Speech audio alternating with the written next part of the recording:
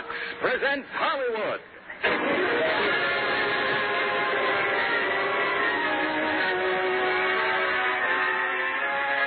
Lever Brothers Company, the makers of Lux Flakes, bring you the Lux Radio Theatre, starring Burt Lancaster, Jeff Chandler, and Debra Paget in Broken Arrow.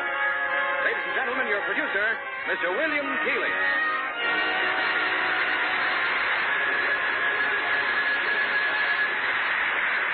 Greetings from Hollywood, ladies and gentlemen. Too often in our Western pictures, the American Indian has been cast in the role of villain. For, according to the Western movie code, the white man is always the hero. However, in tonight's play, Broken Arrow, we have two heroes. One, an American Indian, famous leader of the ferocious Apache tribe. The other, an American frontiersman, whose understanding of his savage enemy brought peace and goodwill to the early West.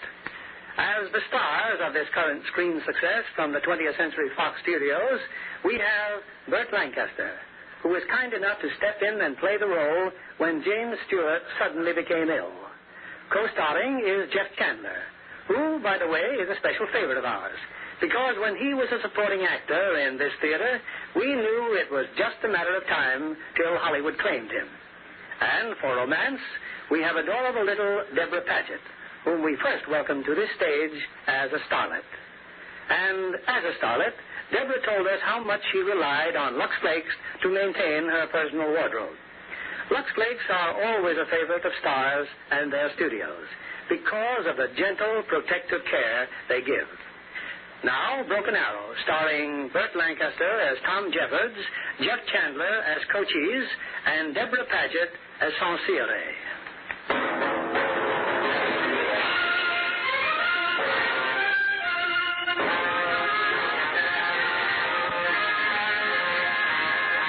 This is the story of a land, of the people who lived on it in the year 1870, and of two men, one named Cochise, and the other, Tom Jeffords, who tells our story.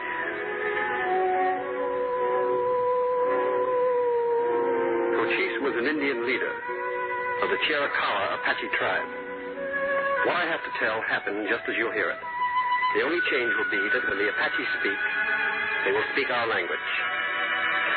Since getting out of the Union Army, I've been prospecting in Arizona for gold.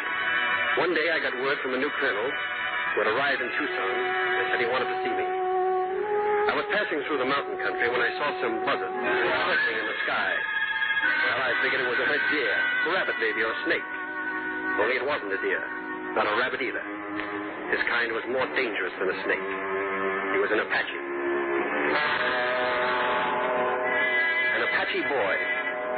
For 10 years we'd been on a savage war with this people. A bloody, no-give, no-take war. The boy was badly hurt. I gave him some water. He thanked me by lunging at me with his knife. Then he just stared at me, waiting for me to kill him. Now, don't move. If I wanted to kill your boy, I'd have done it before. So let me see just what's happened to you. He had 8 pieces of buckshot in his back. I stayed with him for 3 days. Then on the 4th morning, I saddled my horse. You are going now? Well, I must go, but you stay. Too soon for you. In the wickiup, my mother is crying. My father looks for me. I am the only one now. No brothers or sisters? White men killed my brothers and my sister at Big Creek. My mother is crying, he said. It never struck me that an Apache woman would cry over a son like any other woman. Apaches are wild animals, we all said. Before you go, tell me, do you pray to killer of enemies? Why, no. Apaches pray for all white men to die. But now I pray to keep you safe. Here, you take this, my necklace. Well, thanks, boy. Thank you. It is very big against headache and disease. Now it is yours. You wear it and... Suddenly an arrow slammed into a tree trunk, then another, and another. I dove for the rock. Put away your gun. The arrows are only to warn you. This white man is my friend. He is my friend. He must not be hurt. When did my son become a tame Apache? Father, look, my back. He gave me life again when the soldiers wounded me. This one, he was with the soldiers? No, he found me later. He healed me. It would be wrong to harm him. You do not give orders. You speak our tongue? A little. White men pay many dollars for the scalp of an Apache. Why did you not take his scalp? If I kill an Apache, it will not be for scalp or money. You are a woman, maybe. It is well known that Apaches do not take scalps either. They are not women. You did not kill. We will not kill this time. But not again. They wanted to kill me, all right, but they were letting me go. They stood there watching me as I went to my horse. And then from a distance, I heard a bird cry. Suddenly, the Indians swarmed over me, tying my arms and gagging me before I could shout a warning. The bird call had come from a guard down the canyon. He'd seen something. A party of white men. Mine. Later, they brought me to the scene of their ambush. 3 white men were dead. Learn well. This is Apache land. You have no right here. Where Cochise lives, no white man can live. Now go. Go far. Let your face not be seen again. I reached Tucson the next morning. The new colonel was waiting for me. I'm glad to know you, Jeffords. I'm Colonel Bernal. I've come here with orders to clean out Cochise and his Apaches from the Graham Mountain area. Well, that's a pretty big order, sir. Wipe them all out. Butcher them like hogs. Kill every one of them. That man, I've just been talking to him. He was with a party of miners. They were ambushed yesterday morning. Half of them were killed. He said they wanted Cochise. He said they got 10 or 12 Apaches out of a war party of 50. There weren't 50, Colonel. There were only 5, and not one of them got scratched. How do you know? I saw what happened. You saw it? Seems to me most men would have lent a hand. I was hogtied. The Apaches jumped me earlier. So you just fought your way out, huh? No, they let me go. They let you go? I never heard of a thing like that happening to a white man. Did you, John? No. How about you, Wes? No, nobody else. I'd helped a wounded Chiricahua boy, and I guess they thought they owed me something. Apaches playing fair? Oh, hello, Mr. Lowry. I don't understand this, Jeffords. You found a wounded Apache and you didn't kill him? That's right, Mr. Lowry. I didn't kill him. I'd like to ask you why. Colonel Manal, just what was it you wanted to see me about, huh? I think I know how we can stop Cochise. I have 250 men in town, fresh, disciplined troopers from the east. But I need you to do a little reconnoitering for me. In 6 months, the war will be over, and we'll have Cochise up by the neck. No, sir. No, you won't. Cochise can't even read a map. But he and his men know every gully, every foot of mountain, and every waterhole in Arizona. Why, he can't even write his own name. But his intelligence service knows when you got to Fort Grant and just exactly how many men you've got. He stopped the Butterfield stage from running, and he stopped the U.S. mails. No, you're not going to string him up in 6 months, Colonel. Not in 6 years. Good day, Jim. Jeffords, wait. You will scout for me, though. You can find somebody else. Maybe Jeffords don't know which side he's on. That's right, Slade, that's right. I'm not looking for trouble, Jeffords, but if you don't fight against him, then you're with him, and I got a right to say that. What's your name, mister? My name's Slade. I own a ranch only a mile out from Fort Grant. Even so, Apaches burned my house last month. My wife was inside. Seems to me a white man would want to see that sort of thing stopped. That's right. Anybody would. Then why won't you help the colonel? Well, that's private business, mister. War ain't private business, not when they're murdering our women and kids, it ain't. Big Creek, we murdered Indian women and kids. Cochise started this thing, and any man who's... Now, hold on, mister. A smart aleck little lieutenant fresh out of the east started this war. He flew a flag of truce which Cochise honored. Then he hanged Cochise's brother and 5 others under that flag. Well, you hear all sorts of stories. You want to know why I didn't kill that Apache boy? For the same reason that I wouldn't kill your boy or scout for the Army. Because I'm sick and tired of all this killing. Besides, who asked us out here in the first place? Now, look here, Tom. I don't claim the white man's always done right, but we're bringing civilization here, ain't we? Fight them all out. Butcher them like hogs. It's the only way. Kill them all.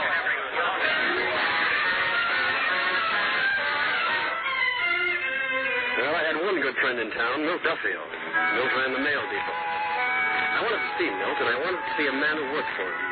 An Indian named Juan, one of the few tame ones in the territory.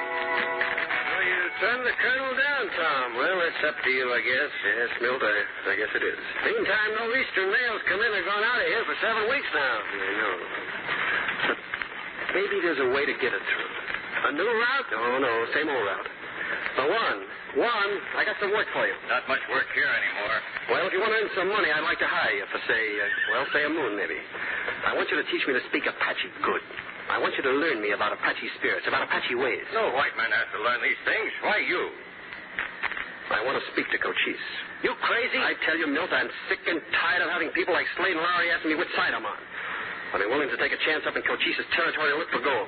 All right? Now I'll take a chance on something else. Cochise will not speak with white man. Well, we'll send up smoke signals. He will not come to see you. No. I want to go to see him. To his stronghold? That's right. No white man's seen Cochise in 10 years and lived to tell it. Don't try it, Tom. Juan, will you teach me? I want to speak to Cochise about letting the mail go through. Maybe even about peace. I will teach you. Thanks. But for this, I will not take gold. It will end bad. Cochise will kill you.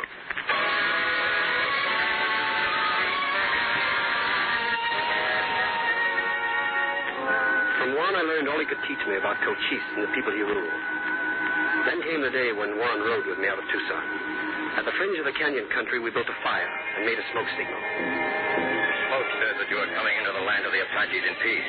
They will not believe it, but maybe it will make them want to find out. You've been a good friend, Juan. No, they will kill you. Maybe so. You better go on back to town now. Remember then, if you see Cochise, do not lie to him. Not in the smallest thing. His eyes will see into your heart. He is greater than other men. I'll remember.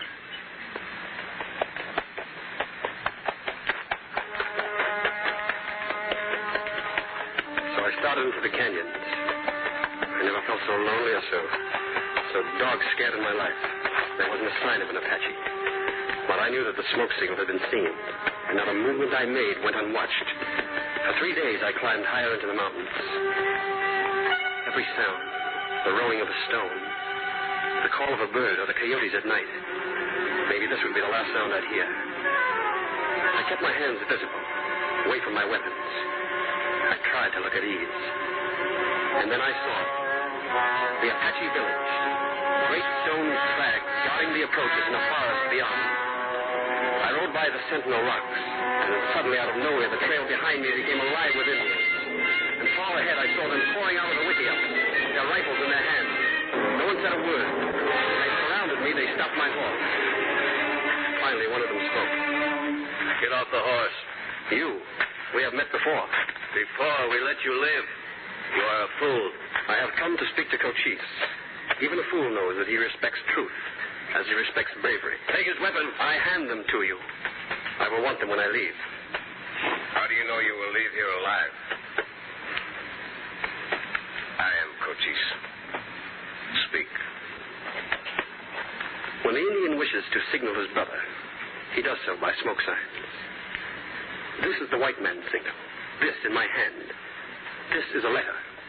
My brothers far away can look at this and understand its meaning. We call this mail. We have seen such signals before. The men who carry the mail seek no trouble, yet your warriors kill them. I have come to ask you to let these men travel in safety. This mail carries war signals against us. No, this is used for other talk. War signals are sent by the military. You have carried such messages against us? When I was a scout for the army, yes. You have fought us? Yes. In the Battle of Apache Pass. Come with me.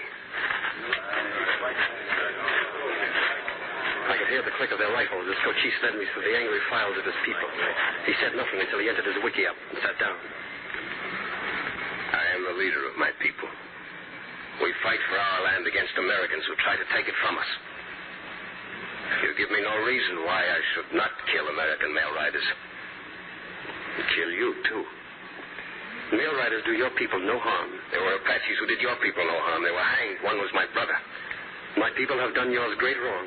I say this to you as I have said it to them. You think because I am an Indian, I'm a fool, you can trick me? I would not have come here if I thought that. The Apaches are warriors without equal. But compared to the whites, they are small in number. And tomorrow, they will be smaller. I will not talk with you of that. Your people do not want peace. They have taught me that. I ask you to think on it. Why should not the white man act first? You want me to be better than the white man? A white man has come here. I ask you to think of tomorrow. My mind must work on it. You will rest in my wickiup tonight. It is my strong wish. But first you will walk with me so my people will see us together and you will be safe.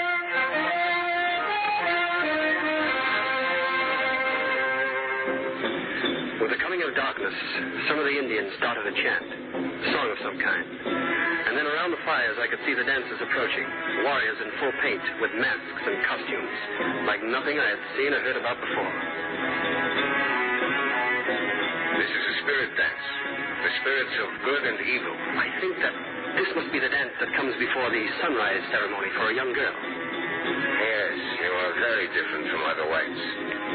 You learn to speak our tongue, try to understand our ways. Maybe someday you will kill me or I will kill you. But we will not spit on each other. That is how I feel. The girl we dance for is in the holiest time of her life. It is good luck to visit her now. Would you like to visit her? Yes. Come with me. Were you ever wounded? Wounded? Why, yes, in my arm. We will tell her. For this night only, this girl is even more holy than most, maybe because she has been away from us for a long time. She is very old for this ceremony. It is very special.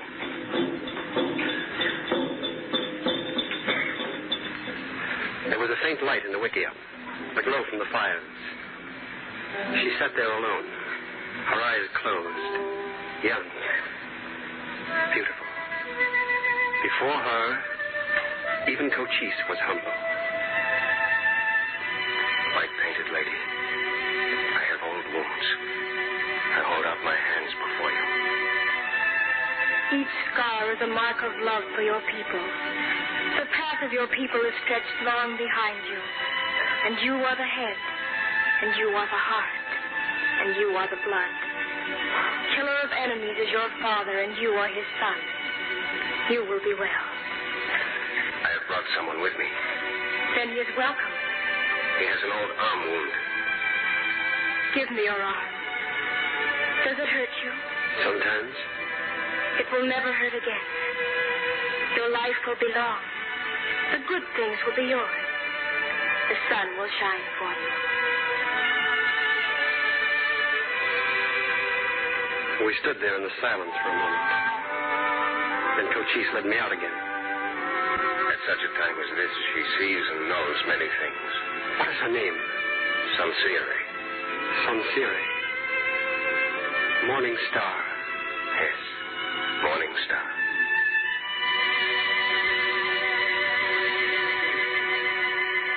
Cochise took me back to his wickiup. He would see me in the morning, he said. But I couldn't sleep.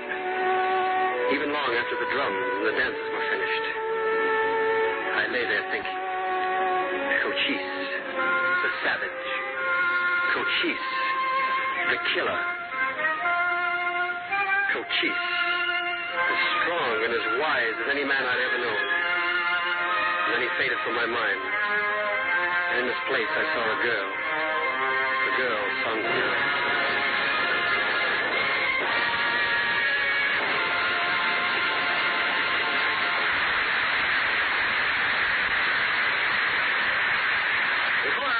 Return with Act 2 of Broken Arrow. Here's Libby Collins, our Hollywood reporter, with sensational news. Listen. Listen to what Hollywood is saying about it. Marvelous. Sensational. It's perfect. Nothing like it. Joan Caulfield says. I could hardly believe my eyes. Claudette Colbert says. It's simply wonderful. Alexis Smith says. It's better than ever. It's sensational. It's new Lux. A better than ever Lux. New Lux with color freshener. The most thrilling improvement since Lux was invented. New Lux with color freshener is a real beauty bath for fabrics. It gives new life to all colors every time they're luxed. Hollywood screen stars, women everywhere, are saying it's a washing miracle. Smart prints are brighter and gayer, look glowingly alive. Wait till you see what it does for white things. They stay frosty white, dazzling white, whiter than you'd ever dream possible. All colors sparkle with new life and beauty every time you wash them. No other way of washing makes all your nice things look so fresh, so bright, so truly new. And this wonderful new Lux is mild and safe as ever. Now, more than ever, new Lux with color freshener is the favorite wardrobe care of Hollywood screen stars. The Lux in your neighborhood store right now is new Lux with color freshener. Get a big box tomorrow. Give all your nice washables that nicest new Lux look. Here's our producer, Mr. Keeling. Act 2 of Broken Arrow, starring Burt Lancaster as Tom, Jeff Chandler as Cochise, and Debra Paget as Sonseeahray. The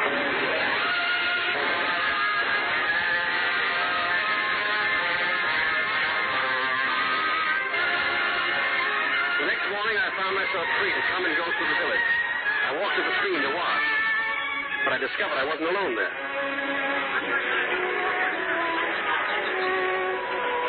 Full of curiosity, aren't you, Sonseeahray? Well, what I'm doing, it's called shaving. All right, you can come closer. See? Shaving. I thought you were skinning yourself. No. How did you know I was there? Why, I saw you through this. We call this a mirror. Oh, I see my face. Oh, what a thing it is. Mirror. Here, it is yours. Mine? You can look at yourself every day. You can see how beautiful you are. No, wait a minute. Please. Don't go away. I must. It is not fitting. But why? I am not married. Well, aren't you allowed to talk to Apache men? Only at ceremonies or in the dance. But I was told that Apache boys and girls, why, they often pick those they want to marry. How can they do that if they don't get acquainted? Oh, they get acquainted. There are ways. Which ways? They meet by accident, when no one sees them. Oh. Now, I leave you now. I have work to do to pick juniper berries. Oh, where? There in the forest. I was going to walk up that way myself, by accident. No, please, you must not.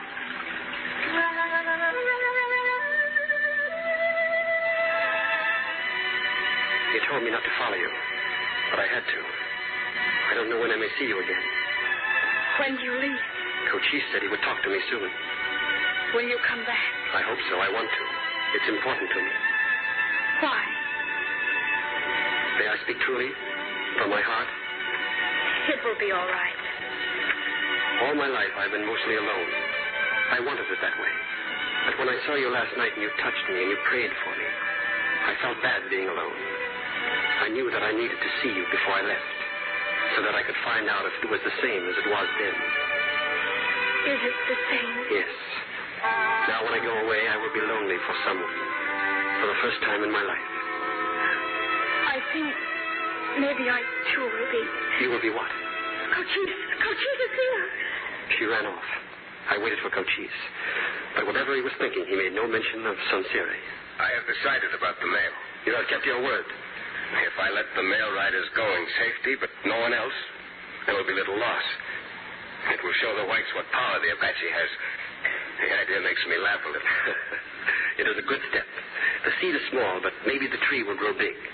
I would be happy to tell my people. It would be wise if you leave now. Your horse is saddled. You will reach Tucson without harm.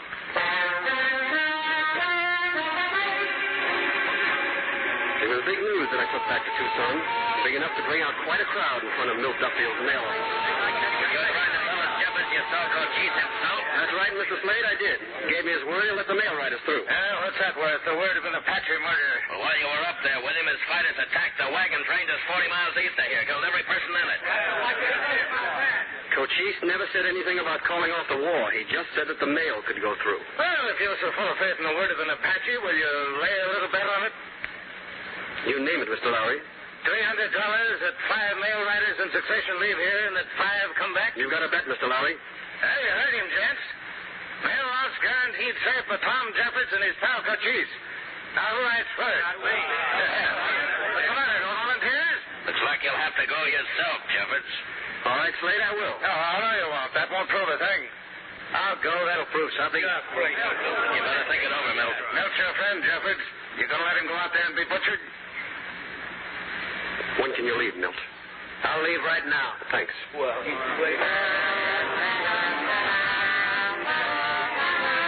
Milt came back. So did the next rider, and the next, and the next. I was so proud of Cochise, I was ready to butt. Then Colonel Bernal sent for me. Come in, Jeffords. Well, I've just been speaking to the mail riders. They tell me it's real peaceful on the trail these days. So peaceful, in fact, that I'm going north for a while. I'm going to bring in a wagon train from Mesilla. A wagon train? Why not? Well, I don't want to tell you your business, Colonel, but Cochise made no agreement about wagon trains. You could be jumped anywhere along that trail. That's exactly what I'm hoping for. And for once, we'll have all the men we need. Well, he'll have enough, too. No, I don't think so. I'll have 75 cavalrymen in plain sight. Then the mule drivers, each fully armed. And in the wagons, out of sight, 50 more troopers. Well, I hope you make it, Colonel. Don't be a fool, Jeffords. It's not a wagon train I'm interested in. I'm out for Cochise. And this time, I think we'll suck him in. I want you to come with us. I can't go with you. Very well. But when we come back, they'll be ready to make a deal with us. Maybe you won't object to helping us with a treaty. No, sir. I won't object. 5 nights later, 3 drivers from Bernal's wagon train staggered into Tucson. They'd been ambushed. 50 dead and 100 loads of grain, every wagon, every gun, every mule. Well, now, never should have tried it. No, maybe not. But how did Cochise know we had men hidden in the wagons? He must have known. He knows what goes on at Fort Bowie. He knows what goes on here. Oh, I don't think he does. Then how did it happen? Who's telling him? Who's his spy? Find him and string him up. Maybe I can tell you, mister. Voucher. Yeah, you were with them miners, weren't you? Maybe a lot of us can tell you. Oh, who is he? Mr. Duffield. Over here, Juan. What do you want? The mail rider's come in from Bowie. He is unharmed. Hear that, Lowry? That's number 5. Looks like you lost your bet. Yeah, sure looks like it. It don't pay to bet with Tom Jeffords, now does it? He's in with Cochise. He's a personal friend of that murderer, Cochise. Anybody else want to call me a renegade? I'll never call you a renegade, Jeffords. A man's a liar who says you are. Getting kind of soft, aren't you, Lowry? Shut up. Let me finish. How come Cochise is so partial to you? How come he lets the mail through, then wipes out a whole wagon train? Because he gave his word and he's a man of honor. Man of honor? No Indian's a man of honor. The first peace move in 10 years, and you're all too blind to see it. Peace move, huh? We'll have peace when every Apache is hanging from a tree. Here's your $300, Jeffords. Here's what I think of your $300. The drinks are on me. I don't drink with any Indian lover. He's a copperhead. He sold us out. What are we waiting for? Release that man. I said release that man. Who is this guy? My name is General Howard. I've just come in from Fort Bowie. Isn't there enough trouble going on without this sort of thing? I've got a dozen troopers around this building. There'll be no hanging tonight, gentlemen. I think that's not what... Come on, Jeffords. Now, hear what you've got to say along. My office.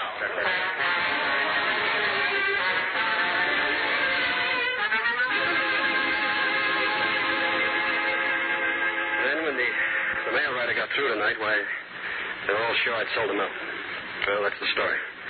I don't think I'm not grateful to you, General, but Jeffords, I want you to take me to see Cochise.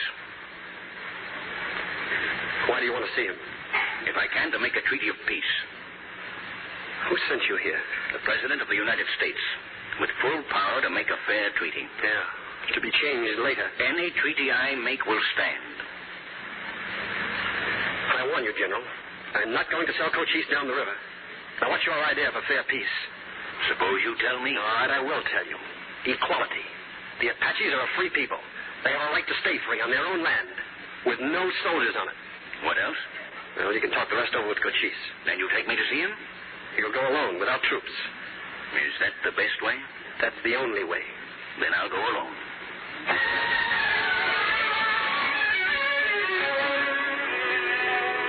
Once again, I was back at the Apache stronghold. Only Cochise had not yet returned from the ambush of the wagon train. But someone else was there. Sonseeahray, there is something I need to know. I have been away almost a moon. Has anything changed with you? No. When you went away, I became frightened. I thought, he won't come back. And even if he does, when he returns from his own people, he will look at me with cool eyes. But now I'm no longer afraid. You're trembling. You put such new feelings in my heart. It is there I am trembling. I love you, Sonseeahray. I love you. They are returning. Cochise and the warriors. You can welcome them later. Not now, Sonseeahray. No, Tom. Not now.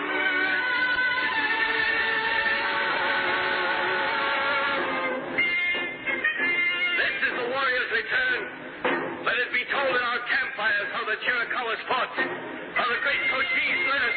A great wagon train destroyed, their wagons and horses taken, corn for the whole winter, blankets and guns, and listen more. In battle there are losses. Some of our men have gone to live with their fathers. They were brave. They died honorably. Now, for the last time, listen to their names. They will be angry if their names are ever mentioned again. Ponce, Victorio, Diosene,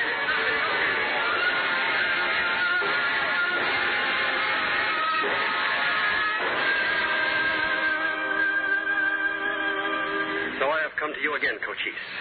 Only this time to speak of an end of the war.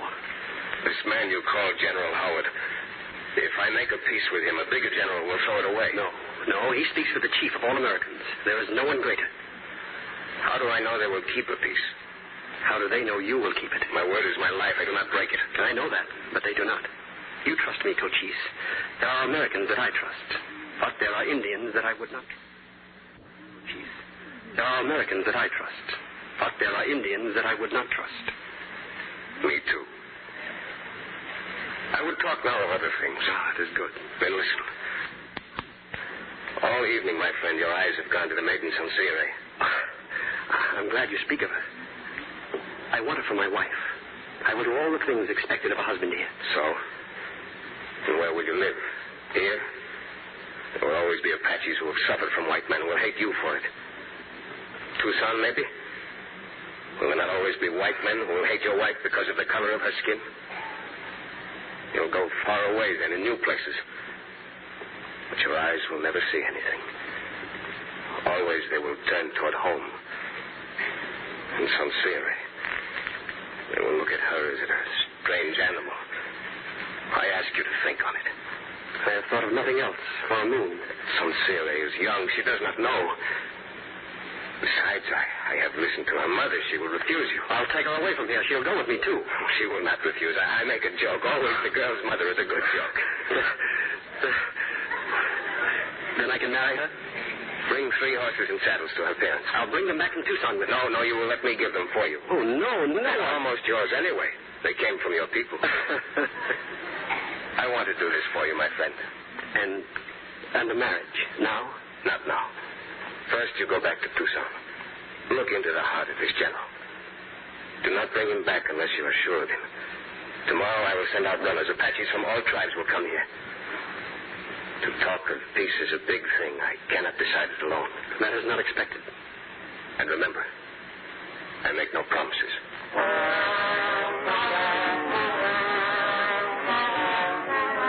I returned to Tucson.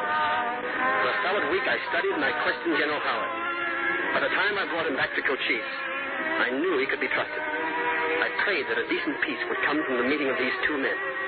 I wanted it for my country. I wanted it for Cochise and his people. And I wanted it because I loved the girl.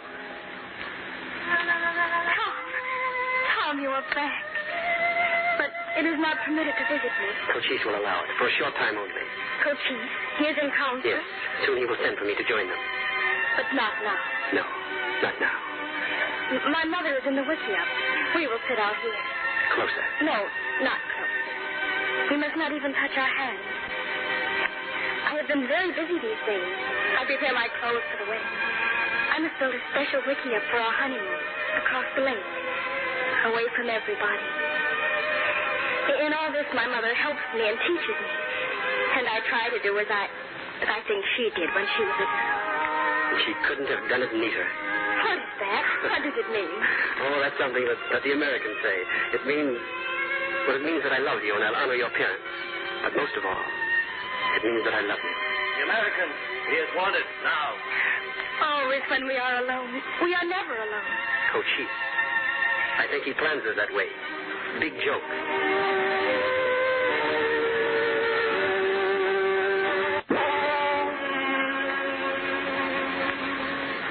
The Indian leaders had been in council together. They called for General Howard, too. There would be questions. And upon our answers could rest the fate of all the Southwest Territory. And you understand, Cochise, about the signing of these maps. I will place my name upon yours. You will place your mark upon mine. What is the purpose of this? It is a way of showing to all people for all time any agreement that you and General Howard make. If we make peace with the Americans, can we still raid the Mexicans? There cannot be war against the Mexicans either. Then let the white be sent back. Wait, we will talk further by ourselves. Now is the time only for questions. If the chief of the white men dies, what will follow? His word is a bond on the chief who follows him. Suppose some white man wants yellow iron and he comes in our land to take it. Can we kill him? Such a man should be captured and given to our military. Then he will be judged and punished. Suppose he is not captured until he has killed one of us. If a white man kills an Indian on your territory, we will hang him. That will be something for Cochise to see. The 2 white men will go now. I will bring you our decision. I trust none of this. They offer a piece of paper that marks where we can go and where we cannot go. Our land gets smaller. Then he says we cannot go into Mexico, and our land grows still smaller. Where will we get corn and horses if not by taking them as we always have? The Americans will give us cattle. We will raise them and trade them for our needs. The answer of a woman. I am not afraid. I speak from my heart. You speak well. Speak more. It is not the Apache way to be grandmothers to cattle. Cochise is ready to surrender us all. It is not this false peace we need, but a new chief. Now I say this. It is not easy to change, but sometimes it is required.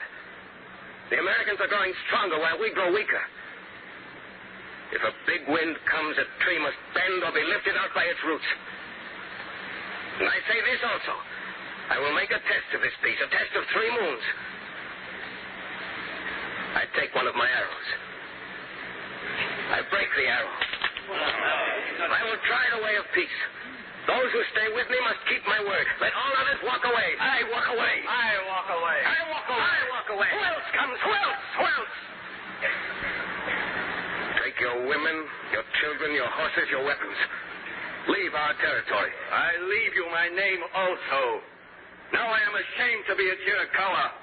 I will take the name the Mexican enemies have given me. From now on, I am Geronimo.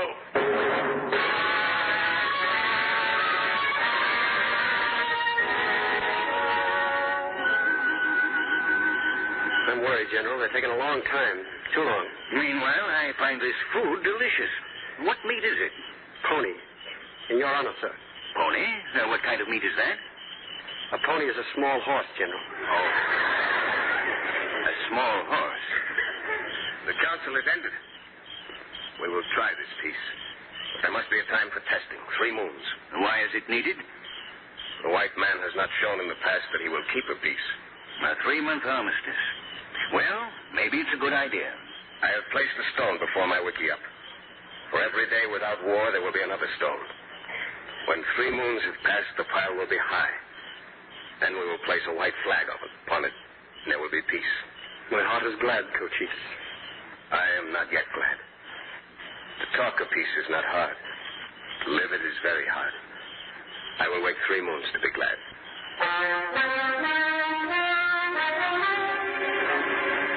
Not everyone was happy about the treaty. There were those in Tucson who still thought that Cochise was a liar and a murderer. But I saw and I heard of things that never before happened in the Southwest Territory. For the first time in years, the Butterfield stage was running again. Some of Geronimo's men attacked it, and they were driven off. Not by American soldiers, but by Cochise's Indians. It was almost too much for the people of Tucson to believe. I could go back to the canyons now. Back to Sonseeahray. Holly's gone, Lowry. Jeffords is back with the Apaches. What are we waiting for? Slade, you're a fool. There's no need for us to stir up trouble. Sooner or later, the Apaches will start it again. Yeah, and when they do, some more of us will be dead. It's time we pick the place in the moment ourselves. There'll never be a peace as long as Cochise is alive. I say, give them a chance to prove it. Did I give my wife a chance? Or your own sister and her kids? You can be with us or not, Lowry. I've got a plan. I'm going to kill Cochise.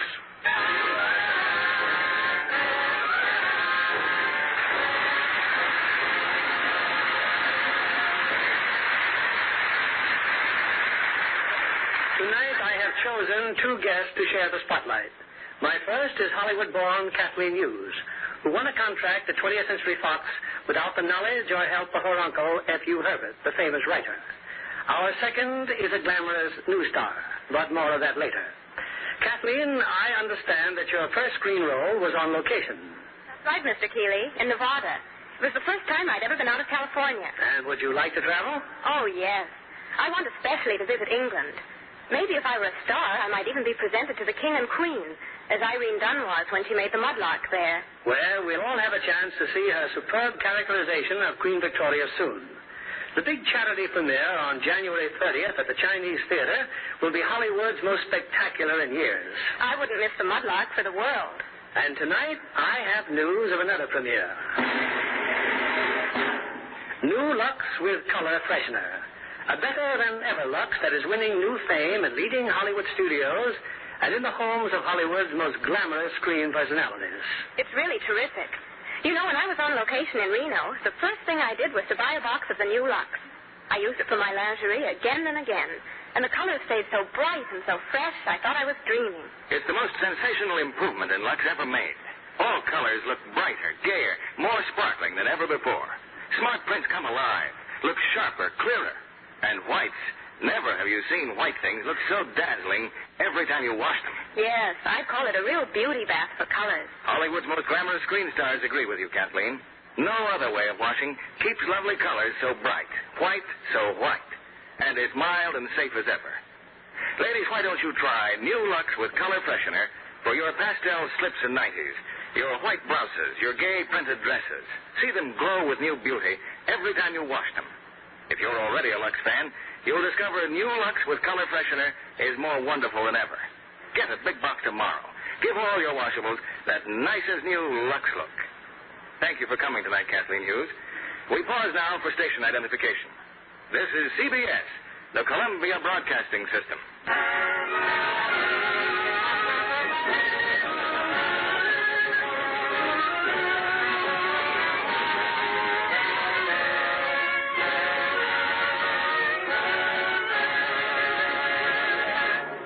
The curtain rises on Act 3 of Broken Arrow, starring Burt Lancaster as Tom, Jeff Chandler as Cochise, and Debra Paget as Sonseeahray.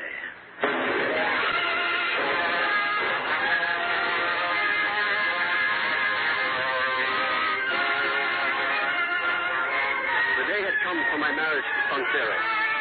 It was on that day that Cochise placed the 12th stone on the mound in front of his wickiup. So far it has gone well, my friend. Yes, and the signs are good, here as well as Tucson. I will still wait to be glad. But now you will forget about peace and war. Now you will think only of your bride. The ceremony, is it a long one? No. No, with us, the ceremony of love takes place in the heart. The rest is small. Come, they're waiting for us.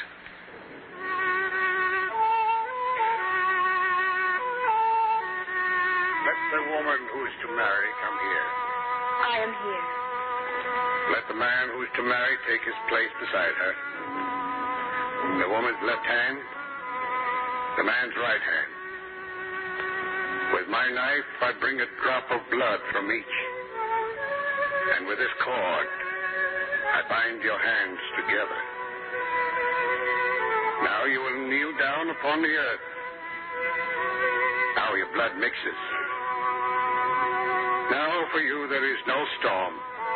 For one is sheltered to the other. Now for you there is no cold. For one is warmth to the other. Now there is no loneliness. Now forever there is no loneliness. Go now, ride the white horses to your secret place.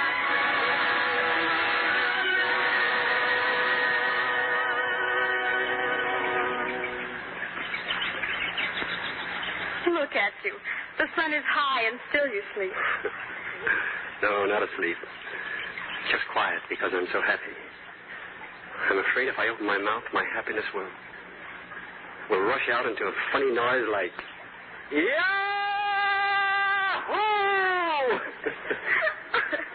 What does that mean? Is it an American word? No, I think it was a word that was made by Adam when he opened his eyes and saw Eve. Who are they? Well, don't you know? I know so little. Sometime, when you grow tired of me and go back to your people. That is a bad thought, Sonseeahray. Never think it again. You are my people. Will you tell me that often? Each day of our life together, I will tell it to you. I will always remember the moments of these days. We will remember them together. In the quiet of the night, we will talk of them a little. And in time to come, we will see our children ride white horses maybe.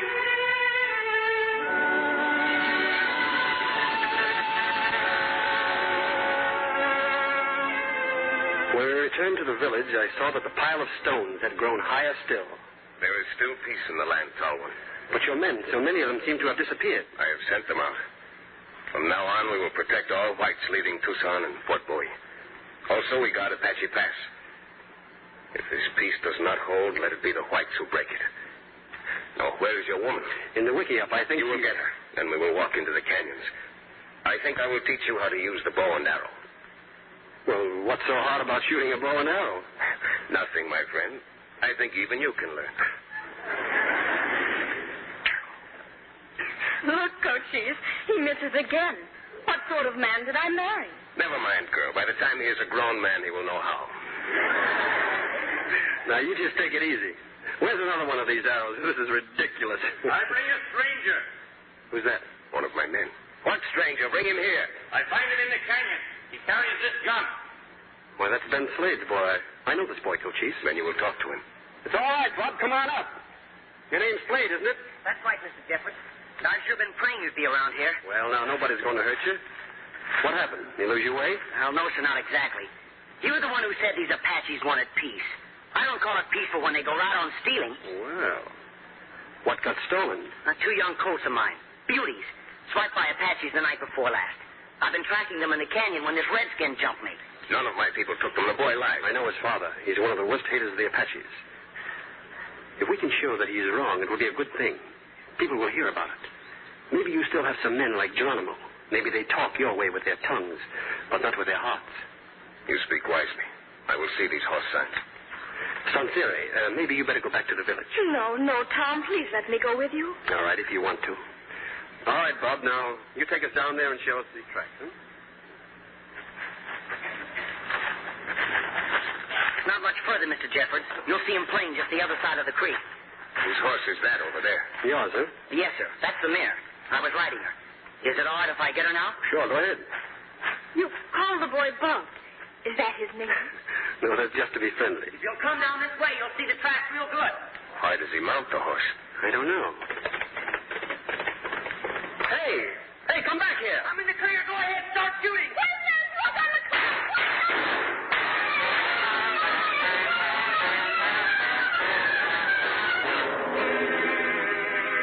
I don't know how long it lasted. One of their first shots had hit me.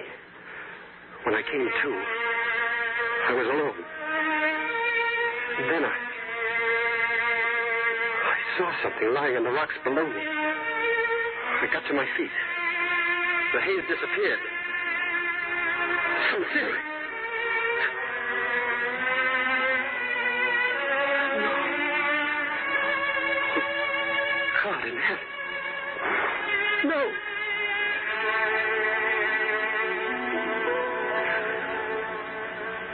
Ambush, my friend. It was me they were after. You are hurt bad? She's dead, Cochise. Sonseeahray is dead. They fired and ran. One I killed with an arrow. One was wounded by my men. He still lives. Give me a knife and bring him to me. It will not be done. Bring him to me. No, it will not be done. Some things a man cannot bear. Do you see her? She's dead. And this peace is a lie. They don't want peace. It is not a lie. I will not let you make it a lie. Are you a child that you thought peace would come easy? You who taught me so well? Is it my brother who asks me to spit on my word? Why do you speak to me? Speak to her. When she hears, I will hear. You will hear me now. You will hear this. This was not done by the military. Geronimo in the South breaks the peace no less than these whites. And as I will bear the murder of my people, so you will bear the murder of your wife. I am Cochise. I do not betray my people or their children. And no one on my territory will open war again. Not even you. He carried me back to the village. A few days later, he told me that some men from Tucson had come to see me. Bill Duffield was with them. And General Howard. Tom, we've come to pay our respects, Tom. Thank you, Milt. We've rounded up every man that had anything to do with the ambush. They're going to pay the full penalty for what they've done. Jeffords, I know nothing can compensate you for the terrible thing that has happened. But your friends here are trying to tell you that your very loss has finally brought our people together in the will for peace. Without that will, treaties are worth little or nothing. General Howard's words meant very little to me then. But as time passed, I came to know that the death of Sonseeahray was like a seal upon the peace.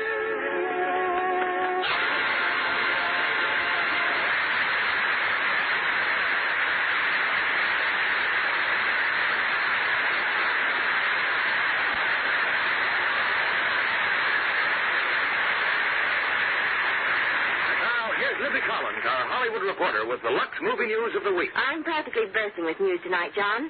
First, my movie news. It's Payment on Demand, RKO's timely story of modern marriage. Superbly acted by Betty Davis as the brilliantly ambitious wife, and Barry Sullivan as the husband who is bored with his business success. With two such stars, no wonder it's outstanding. Well, it's a challenging domestic drama. Barry Sullivan wants to be a quiet, small-town lawyer, but Betty craves wealth and position, and by her relentless scheming makes him a wealthy but unhappy executive of a big steel company. For a role like that, Betty must wear gorgeous clothes. She does. And here's where my second big news comes in. News about a washing miracle. New Lux with color freshener. This New Lux was used to care for all the fine washables of the entire cast. You should hear the wardrobe women rave. In the picture, Betty wears some ravishing blouses with her beautifully tailored suits, a navy and white dot, a cream-colored crepe, and a white lawn. Every time they were luxed, they looked as sparkling and fresh as new. Camera perfect. Michael Wolff, famous RKO designer, could hardly believe his eyes. It's the most thrilling improvement ever made in Lux Flakes. Imagine that, ladies. Colors actually renew their brightness every time you wash them. Brighter than you ever dreamed possible.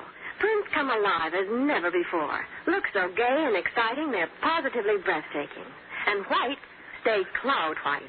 Whiter than any other way of washing can make them. Your gayest prints, your most delicate colors, your frostiest white sparkle with new beauty every time you wash them. Lux has been the favorite of screen stars, smart women everywhere, for years. Now, new Lux is even more wonderful than ever. For blouses, washable dresses, lingerie, all your nice things. And safe and mild as always. Notice Betty's blouses when you see Payment on Demand. They were luxed again and again. Look as nice as brand new. When you try this new Lux, you're in for a thrill. You'll agree with screen stars, Hollywood dress designers, and heads of wardrobe departments. New Lux is the most wonderful clothes care you've ever discovered. Get a big box of Lux Flakes tomorrow. It's in your store now. Give all your pretty washables that nicest new Lux look.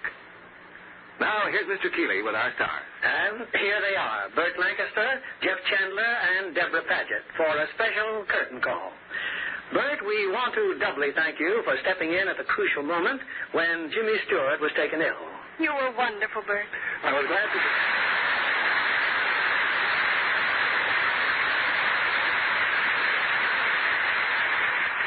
Thank you. I was glad to do it, Bill. And Jimmy, to you, hurry up and recover. You did such a great job of Tom Jeffords in the picture that I hated to follow you. You can have the part back now, but I'm going to keep your Lux Flakes. Well, that's okay, Bert, but confidentially, we're going to send Jimmy a double supply. We understand that he may become the papa of twins. Don't tell me that's why he collapsed. No, Bert, just the case of that old virus X. Jeff, we want to congratulate you on your new and successful picture career. But we do miss you here. I hope you'll come back and visit us often. Well, thank you, Bill. I'd like that. Just call me anytime. You better call Debra, too. She and Jeff are becoming quite a team. Well, not exactly, Bert. I barely spoke to her in Broken Arrow. But in our new picture for 20th Century Fox, Bird of Paradise, you're my brother. This is an improvement. This time you marry Louis Jordan.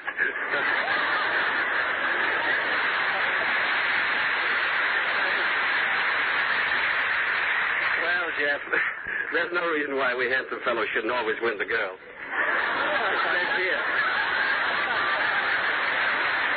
I think you'd better tell us about next week's play, Mr. Keeley, before the Apaches declare war again. Yes, I agree with you. Well, Deborah, it can't be too long since you read the book, Robert Louis Stevenson's immortal classic, Treasure Island. And as our stars, we will have that distinguished British actor, James Mason, and the new and talented youngster, Bobby Driscoll, and that fine character actor, Nigel Bruce. We know the entire family will want to hear this great adventure story as it was brought to the screen by Walt Disney. Well, it sounds great, Bill. We'll be listening. Good night. Good night. Good night. You were all wonderful. Here's a tip from one of Hollywood's beautiful stars, Joan Fontaine. She says, it's easy to be Lux lovely. I depend on my daily Lux soap facials. They do wonders for the skin. Leave it softer, smoother, exquisitely fresh. Why don't you try this gentle care Joan Fontaine uses for her $1 million complexion? Work the rich, creamy Lux soap lather well in, rinse with warm water, rinse again, this time with refreshing cold water. Now, pat your face dry with a soft towel. Your skin is so much lovelier after this beauty facial. Active lather does the trick. Give skin that Lux lovely look. Put Hollywood's beauty soap on your shopping list now. Discover for yourself why 9 out of 10 screen stars use fragrant white Lux toilet soap.